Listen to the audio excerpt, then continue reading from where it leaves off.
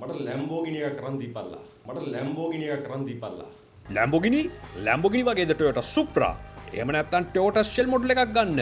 පහුගිය අවුරුදු කීපෙම ලෝකෙ වැඩිම වාහන විකුණපු කම්පැනි එකක් තමයි Toyota. එහෙනම් අපි බලමු කොහොමද Toyota කම්පැනි එක හිතා ගන්නවත් බැරි විදියට බිඳුවේ ඉඳන් පටන් ගත්තේ කියලා. මේ කොට්ටන්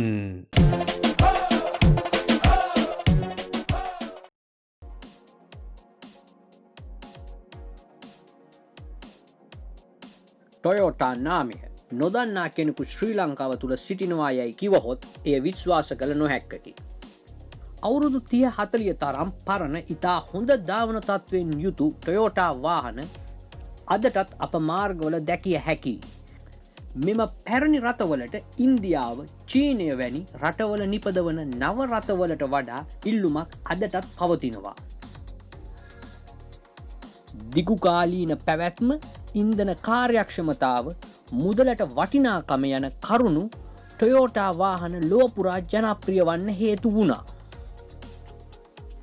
කුඩා අත්‍යන්ත්‍ර රෙදි ව්‍යාපාරයක් ලෙස ඇරඹුණු ටොයෝටා ව්‍යාපාරය ලොව විශාලතම ව්‍යාපාරයක් ලෙස හිස එස වූයේ කෙසේද?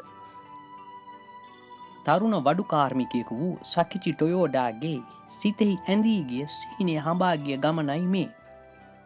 සකිචි ටොයෝඩා උපන්නේ 1867 පෙබරවාරි 14 වැනිදා යමගාචී නම් ඉතාමත් දුප්පත් ගමක. ටෝකියෝ නගරයේ සිට කිලෝමීටර් 230ක් පමණ දකුණු දෙසින් පිහිටි ටොයෝඩා පවුල ඉතාම දුප්පත්. විටක පාසලේදී සකිචි සහ ඔහුගේ මල්ලිට එකම පොත බෙදාගෙන පාවිච්චි කරන්න පවා වුණා. කෙතරම් දුප්පත් වුවත් නවදෑ දැනගැනීමේ කූතුහලයෙන් පිරි සකිචි කියවීම ඉතා ප්‍රිය කළා. පොත්පත් සංගරා පමණක් නොව බාගෙට ඉරී ගිය පත්තර කැබලි පවා. අවුරුදු 11දී ප්‍රාථමික අධ්‍යාපනයට සමුදෙන සකිචි සිය පියා සමග වඩු වැඩෙහි නිරත වෙනවා. යමගුචි ගමෙහි බොහොමයක් මව්වරුන් අත්‍යන්ත්‍ර රෙදි නිපදවීම සිදු කළා. දෑතම යොදා ගනිමින් ඉතා වෙහෙස වී රෙදි විවීම කළද මහන්සියට සාපේක්ෂව ඔවුන් ඉපයුවේ ඉතාම සුළු මුදලක්. වඩු මඩුවේ වැඩ නිම වී ගෙදරා හැන්දෑවක සකිචි දුටුවේ සුළු මුදලක් උපයා ගැනීමට ඉතාමත් අමාරුවෙන් සහ මහන්සියෙන් වෙහෙස වී රෙදි වියන තම ආදරණීය මවය. මවට බොහෝසේ ආදරය කළ සකිචිගේ ඇතුලාන්තය දෝංකාර දුන්නේ. මම කොහොම හරි මීට වඩා පහසු මැෂිමක් හදනවා. ඒක මගේ අම්මටයි ගමේ අනෙක් අම්මලා ඔක්කොටමයි උදව් වේවි පහසුවෙන් රෙදි වියා ගන්න. ප්‍රථමව ඔහුගේ පියා මේ කළ නොහැක්කක් බව පවසා ඊට විරුද්ධ වුණා. එනමුදු තම පියාගේ විරෝධය නොසලකා ඔහු සියලුම කාලය සහ ශක්තිය තම මැෂිම නිපදවීම සඳහා යොමු කළා. මුහුණට හොඳින් කතා කළ ගම්මු ඔහුට පිටුපසින් hina වුණා. කළ නොහැක්කක් සඳහා කාලය කන නිකමකු ලෙස. තවත් සමහරෙකු මුහුණට කියා සිටියා එය කළ නොහැක්කක් බව. එනමුදු මහන්සි වී වැඩ කරන තම මව දුටු සෑම විටකදීම ඔහු තව තවත් අධිෂ්ඨාන සම්පන්න වුණා. මම ඔවුන්ට පෙන්වන්නම් පුදුමාකාර මැෂිමක් හදා.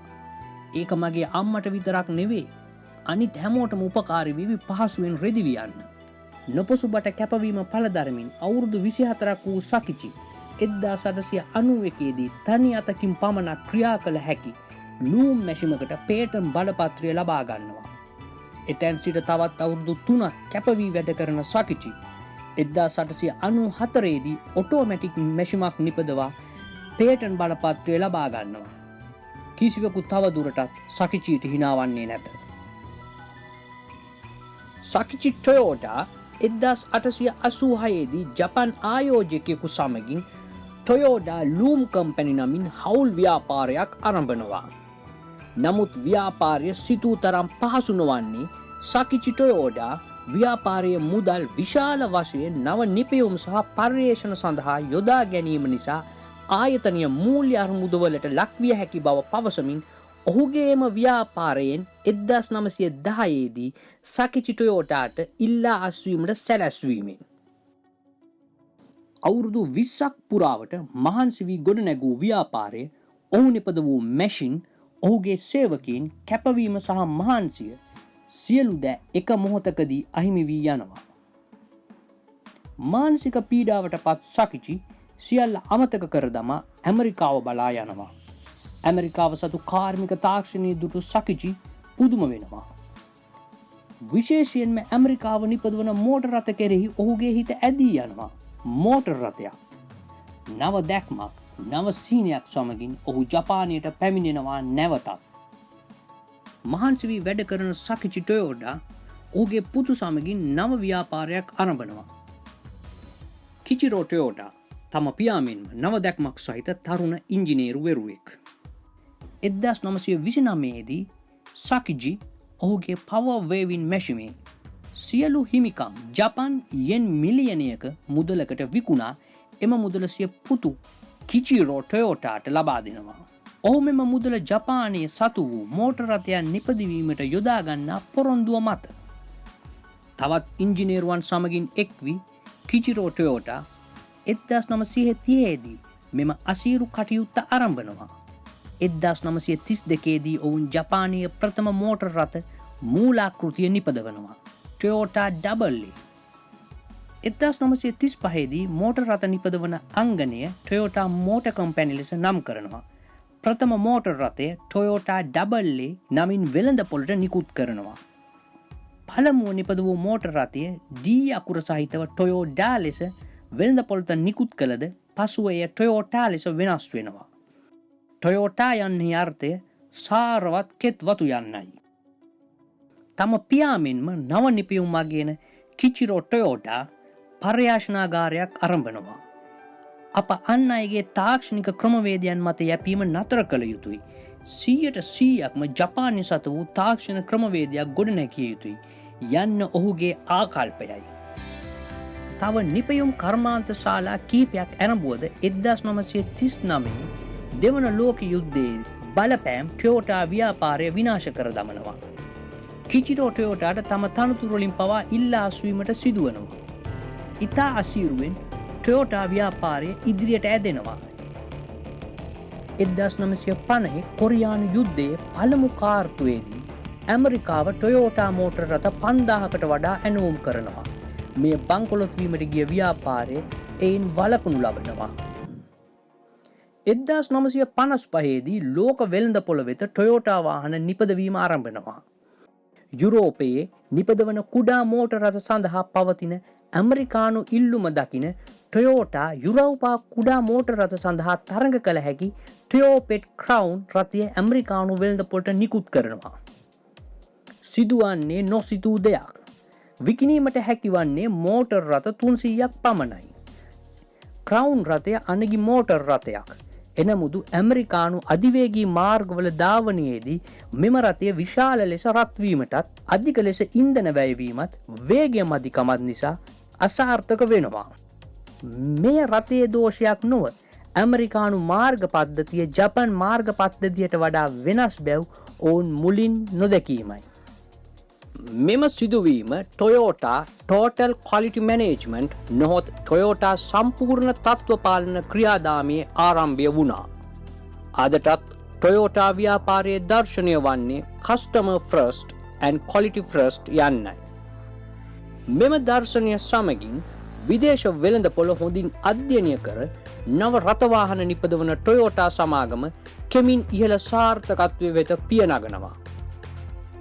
1970 තෙල් අරබුදය සමගින් ඉහළ ඉන්ධන කාර්යක්ෂමතාවයක් ඇති ටොයෝටා රථවලට ඇති ඉල්ලුම තව තවත් ඉහළ යනවා. ඇමරිකානු සහ යුරෝපා සමාගම් වලට ටොයෝටා සමග තරඟ කළ හැකි ඉහළ තත්ත්වයකින් සහ අඩු මිලකින් යුත් කුඩා මෝටර් රථ නිපදවීමට නොහැකි වනවා. ටොයෝටා කැම්රි, සුප්‍රා, MR2, ප්‍රියස් වැනි මාදිලි ලොව පුරා සීග්‍රයෙන් ජනප්‍රිය වෙනවා. ලෙක්සස් සහ ඩයිහට්සු මෝටර් රථ පවා නිපදවන්නේද ටොයෝටා සමාගම යටතේමයි. සුබාරු සමාගමේ කොටස් 16.7ක හිමිකම් ටොයෝටා සමාගම සතුයි. ගුවන් යානා නිෂ්පාදන සමාගමක් වන මිට්සුබිෂි එයාර්ක්‍රාෆ්ට් කෝපරේෂන්හි කොටස් හිමිකරුවා වන්නේද ටොයෝටායි. තවද ටොයෝටා තාක්ෂණය යටතේ හියුමනොයිඩ් රොබෝවන් නොහොත් මානව දේහ රොබෝවන් නිපදවීම සාර්ථක ලෙස සිදුවෙමින් පවතිනවා. තවත් සිත් ගන්නා සුළු කරුණු කිහිපයක්. 1966දී නිපදවන ටොයෝටා කොරොල්ලා මෝටර් රථ මාදිලිය ලොව වැඩිම අලෙවි ඇති මෝටර් රථය බවට පත්වනවා. 1966 සිට මේ වන තෙක් සෑම තප්පර 37කට එක් ටොයෝටා කොරොල්ලා රථය බැගින් විකුණා තිබෙනවා. රථ මිලියන 44ක්. මෙම රථ පෘථිවි අක්ෂය වටා 5 වතාවක් එක පෙළට තැබිය හැකියි. අවුරුදු 20කට පෙර විකුණු ටොයෝටා මෝටර් රථවලින් 80%ක් අද වන විටත් ධාවනය වෙනවා. 2015 අවුරුද්දේදී ටොයෝටා ලොව වැඩිම මෝටර් රථ නිපදවන සමාගම බවට පත් වෙනවා. පසුගිය වසරේ ටොයෝටා මෝටර් රථ මිලියන 10.2ක් නිපදවා තිබෙනවා. වසරකට ටොයෝටා සමාගම ඇමරිකානු ඩොලර් බිලියන 9ක් රිසර්ච් ඇන්ඩ් ඩිවලොප්මන්ට් සඳහා වෙන් කරනු ලබනවා. ලොව වැඩිම පේටන්ට් බලපත්‍ර හිමි කරගෙන ඇත්තේ ටොයෝටා සමාගමයි. පේටන්ට් බලපත්‍ර 1000කටත් වැඩි. තවත් ව්‍යාපාර බොහොමයක කොටස්කරුවෙක් වන ටොයෝටා සමාගම පුද්ගලීන් ලක්ෂ 4කට පමණ රැකියා සපයන අතර ලොව 8 වන විශාලම සමාගමයි. අධ්‍යාපන සංවර්ධනයට, ආපදා කළමනාකරණයට, සංරක්ෂණය වැනි විෂයන් සඳහා ටොයෝටා සමාගම විශාල වශයෙන් මුදල් වෙන් කරනවා. සඳහන් කළ යුතු ඉතා වැදගත් කරුණක් වන්නේ සකිචි ටොයෝටාගේ අත්‍යන්ත්‍ර ඇඟුලුම් කම්හල ඇරඹූ කාලයේ සිට අද දක්වා ජපන් රජයේ එරට නව නිෂ්පාදකීන් දිරිගන්වමින් ඔවුන්ගේ නිර්මාණ සඳහා වෙළඳපොළ පවා සකසා දෙන ආකාරයයි. මෙම හේතුවෙන් ජපානය නව නිර්මාණකරුවන්ගේ දේශය බවට පත්ව තිබෙනවා පමණක් නොව අද වන විට ලොව තෙවන විශාලම ආර්ථිකයට හිමිකම් කියන රට ජපානය බවට පත්ව තිබෙනවා. කුඩා සකිචි ටොයෝටා තම මව කෙරෙහි ආදරයෙන් බැඳි සිතුවිල්ලක් සමග ඇරඹියේ ගමන අද වන විට මුළු ලොව පුරාම පැතිර තිබෙනවා.